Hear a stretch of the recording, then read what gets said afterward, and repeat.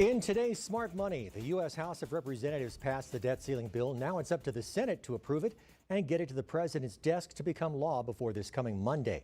Americans and retirees can take a breath as it looks like we can put this debt ceiling situation in the rearview mirror. That is, at least until the government's borrowing limit is up again in January of 2025. ABC 7 financial contributor Brian Mirau joins me now. Brian, what do you think about the debt ceiling, and should Americans continue to be worried about the government spending and the national debt?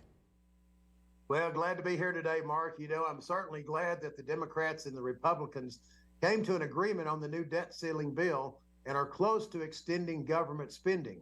Because if they didn't, you know, tens of billions of dollars of Social Security benefits, federal salaries, you know, payments to Medicaid providers and veterans benefits, they would have been on hold.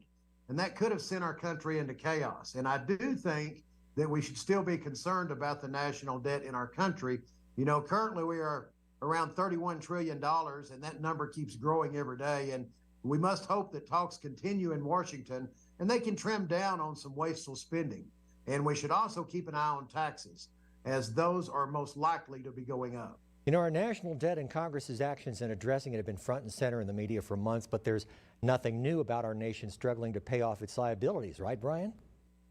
Well, excuse me, that's right, Mark. You know, actually, our country's debt dates back to the Revolutionary War in 1776. Back then, the Continental Congress could not finance the Revolutionary War, and Benjamin Franklin and John Adams, they actually secured loans from the French and the Dutch. And when the war ended in 1783, that total debt was $43 million. Now, if we fast forward that to the pandemic of 2020, followed by multiple rounds of stimulus packages, and the national debt hit $28.2 trillion by April of 2021.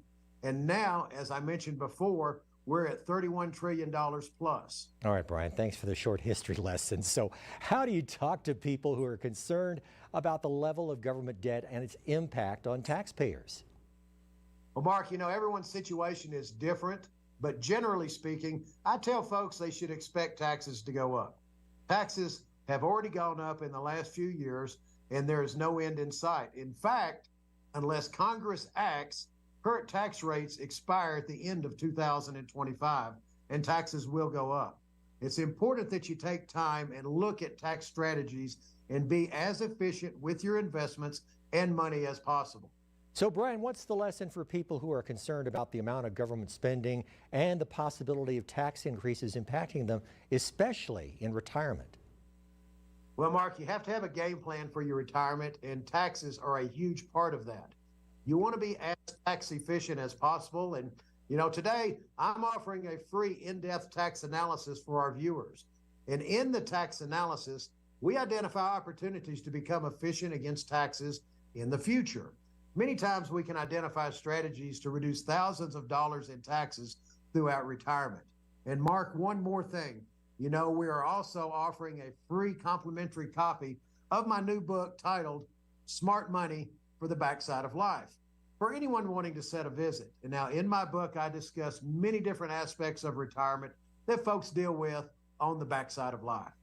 You can text RETIRE to 915-233-2904 for your free tax analysis, and you can set a visit to receive a copy of Brian's new book, Smart Money for the Backside of Life. Again, the number 915-233-2904.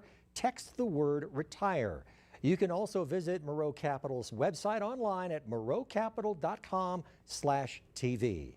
ABC 7 financial contributor Brian Mirau with Mirau Capital Management. Thank you for your time, sir. Mark, thank you so much for having me today.